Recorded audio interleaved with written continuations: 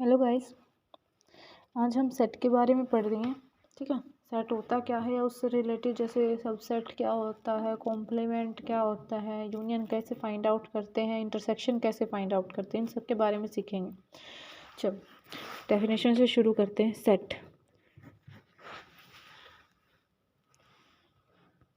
Set क्या होता है? A well defined collection of distinct objects। ये होती है हमारे पास डेफिनेशन सेट की। यानी इसकी डेफिनेशन जो होती है वो हमारे पास तीन चीज़ों से बनी होती है। तीन चीज़ें क्या हैं कि वेल डिफाइंड होनी चाहिए, कलेक्शन होना चाहिए और डिस्टिंक्ट होनी चाहिए। ठीक है, a well defined collection of distinct objects known as a set. और इस डेफिनेशन को समझने से पहले हम बातें ही कर लेते हैं थोड़ी सी, या एक इस डेफिनेशन को समझने का एक आसान वे ढूंढते हैं बाय एन एग्जाम्पल्स। जैसे मान लीजिए कि आप हैं, आपके भाई हैं और आपकी बहन है।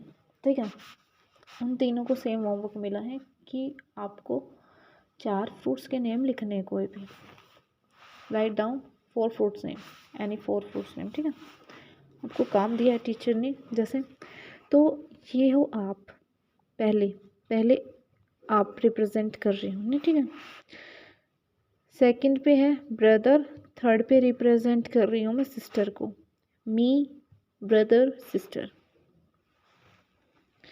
आप लिखते हो फ्रूट्स नेम एप्पल, मैंगो, बनाना, ऑरेंज। ठीक है, आपका भाई लिखता है एप्पल, ग्रेप्स, पाइनएप्पल, मैंगो। आपकी बहन लिखती है पाइनएप्पल, ग्रेप्स, बनाना,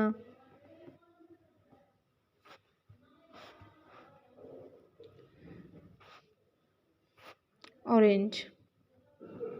ये लिखा। ठीक है, देखो अब आपको दिखाई दे रहा है, आपने 4 फ्रूट नेम लिखे, इसने ये 4 लिखे और इसने ये 4 लिखे।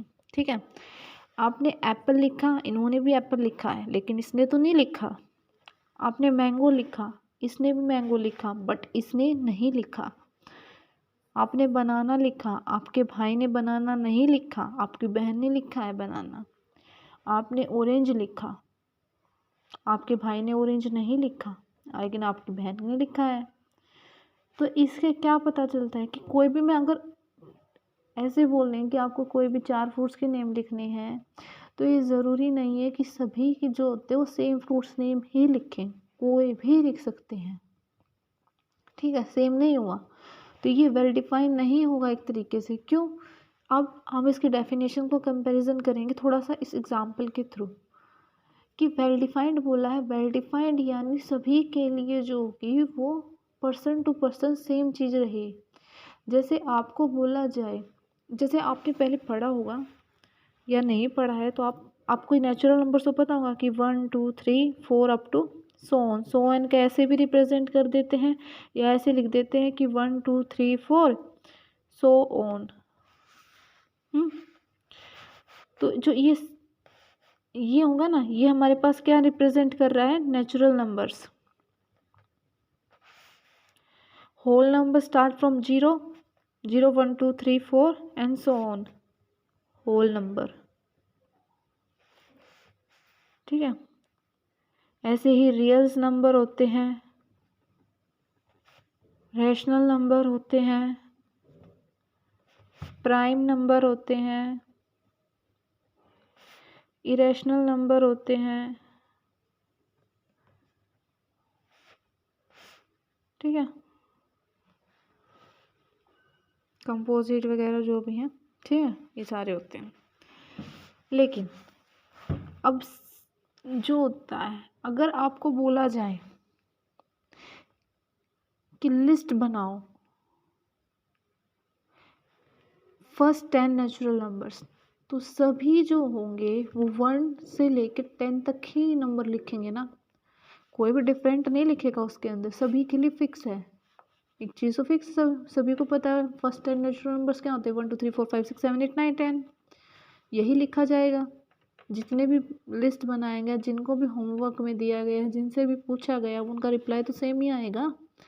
तो ये पर्सन टू पर्सन चेंज नहीं हो रही है लिस्ट, तो ये एक सेट बना देगी क्योंकि एक वेल डिफाइंड होगी। वेल डिफाइंड का मतलब यहाँ पे ये होगा सिर्फ कि सभी के लिए वो चीज़ सेम रहे।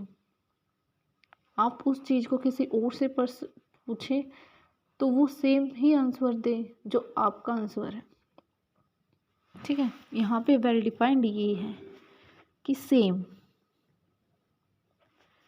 फॉर ऑल, ठीक है। अब कलेक्शन तो होएगी। कलेक्शन यानी जैसे हम कलेक्ट करना, ही जैसे आपके पास पिगी बैंक होगा या आप मनी कलेक्ट करते हुए किसी गुल्लक के अंदर, या कोई भी आप किसी भी वे से कलेक्ट करना किसी भी चीज़ को, होता है कलेक्शन। जैसे शूज़ का कलेक्शन हो आपके पास तो एक से ज़्यादा, एक भी हो सकता है, ठीक है। कलेक्शन एक एक भी तो हो सकती है, हर चीज़ का एक एक कलेक्शन रखे हम अपने पास, ठीक है। कलेक्शन यहाँ पे वो है नॉर्मली जो हम बोलते हैं कलेक्शन, यानी इकट्ठा करना, कलेक्ट करना। जैसे किसी किसी को शौक़ होता है कि मेरे पास हर चीज़ हो तो वो एक एक रखेगा, किसी को एक चीज़ का ही शौक़ है कि मेरे पास तो एडिडास के ही शूज़ होने चाहिए तो बहुत सारे एडिडास के ही शूज़ की कलेक्शन करेगा। या वो कोई सोचता है कि मेरे पास तो हर प्रकार के शूज़ होने चाहिए, हर ब्रांड के होने चाहिए, तो वो हर ब्रांड के इकट्ठे करेगा, ठीक है। यहाँ पे कलेक्शन सिर्फ यही है कि इकट्ठा करना। और डिस्टिंक्ट होना, यानी ये नहीं है कि लिस्ट में एक चीज़ को आप 2 बार लिखो, डिस्टिंक्ट हो। अब list of first 10 natural number बना रहे हो, list of first 10 natural number बोला जाए आपको, तो आप उस लिस्ट के अंदर 1 2 3 4 5 6 7 8 9 10 ही लिखोगे, ठीक है। ये नहीं है इसके अंदर फिर से 1 लिख दूँ तो मेरे पास ये लिस्ट 10 नेचुरल नंबर्स की, अब ये 1 तो यहाँ पे रिपीट हो गया ना, तो इसके अंदर ये रिपीटेशन नहीं होनी चाहिए, एक एलिमेंट एक बार होगा। अब हाँ, सेट की नोटेशंस के बारे में बात कर लेते हैं। पहले सेट को इस ब्रेसेस के अंदर लिखा जाता है, यानी जो ये नंबर्स लिखे जाएंगे वो इस ब्रेसेस के अंदर लिख दूँ ना, तो ये हमारे पास जो होगा ये सेट हो जाएगा फर्स्ट 10 नेचुरल नंबर्स का, ओके। और जो इसके ये होते हैं इसके एलिमेंट्स, और इन सभी एलिमेंट्स को सेपरेट किया गया है कॉमास के थ्रू। जो सेट के एलिमेंट्स जो होते हैं, एलिमेंट्स जो होंगे सेट के, एलिमेंट्स ऑफ सेट जो होते हैं रिप्रेजेंटेड बाय स्मॉल लेटर्स। अगर हम अल्फ़ाबेट्स यूज़ करेंगे तो स्मॉल लेटर से करेंगे, और सेट जो होता है वो रिप्रेजेंट किया जाएगा कैपिटल लेटर्स के थ्रू, ओके। जैसे ए बी एक्स वाई कोई भी अल्फ़ाबेट हो, यहाँ पे जो होंगे एलिमेंट्स को रिप्रेजेंट करने के लिए हम A B C D etcetera ऐसे स्मॉल लेटर्स का यूज़ करेंगे। ये थी हमारी थोड़ी सी नॉलेज सेट के बारे में। अब जो ये सिंबल्स हैं इनको थोड़ा सा बताते हैं आपको क्या होता है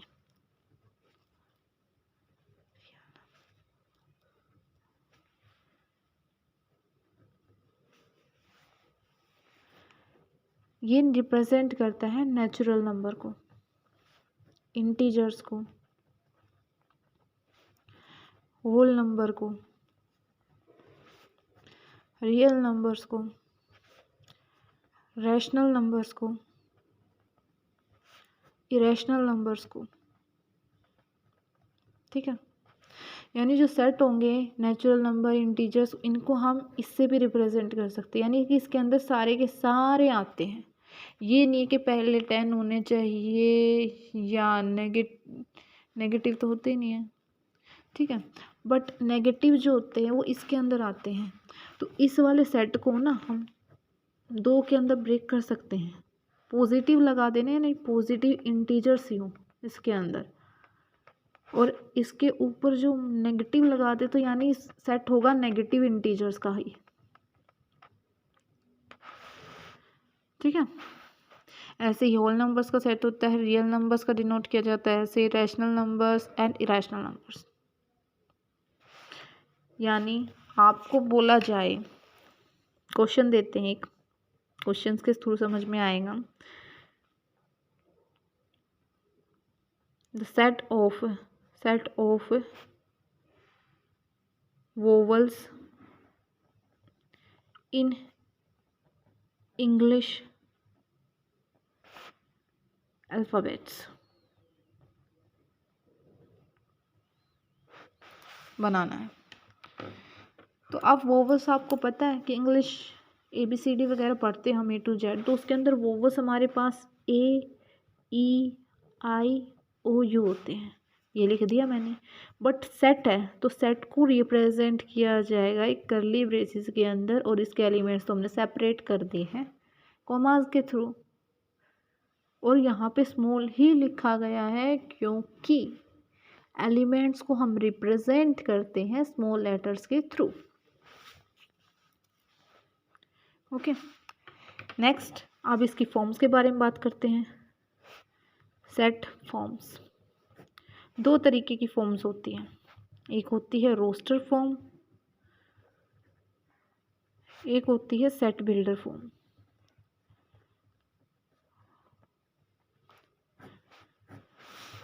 ओके, अब इनको भी एक ही एग्जांपल उठाएंगे इन दोनों के लिए। मैंने मान लिया, बोला जाए मेरे को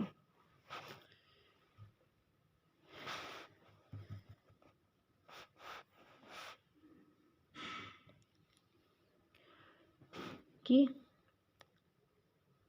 list of even natural number less than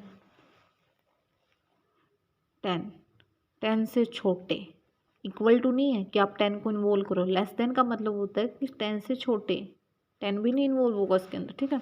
तो रोस्टर फॉर्म के अंदर इस चीज़ का सेट बनाएंगे तो करली ब्रेसेस के अंदर लिखा जाएगा और कॉमा सेट पे इवन नंबर्स 2 से शुरू, 2 4 6 8 यही होंगे यहाँ पर। तो रोस्टर फॉर्म के अंदर हम न्यूमेरिकली रिप्रेजेंट करते हैं, लेकिन सेट बिल्डर के फॉर्म अंदर हम वर्ड्स के अंदर रिप्रेजेंट किया जाता है, यानी रिप्रेजेंट किया जाता है कि इसके अंदर वो एलिमेंट्स आएंगे, कोई भी ABCD XYZ कुछ भी लिख सकते हो यहाँ पर, ये रिप्रेजेंट करता है सच दैट, यानी x क्या है मेरे पास, x मेरे पास एक इवन नेचुरल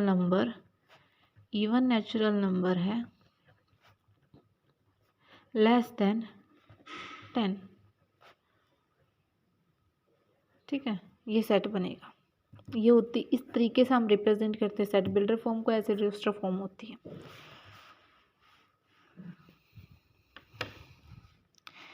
अब छोटी छोटी चीज़ें और देखते हैं। सबसे पहले आता है एम्प्टी सेट, इसके नाम से ही क्लियर हो रहा है कि एम्प्टी, ठीक है। एम्प्टी सेट यानी खाली, कुछ भी नहीं है इसके अंदर, यानी नल सेट है, एक तरीके से एक भी एलिमेंट नहीं होगा। तो इसको जो रिप्रेजेंट किया जाता है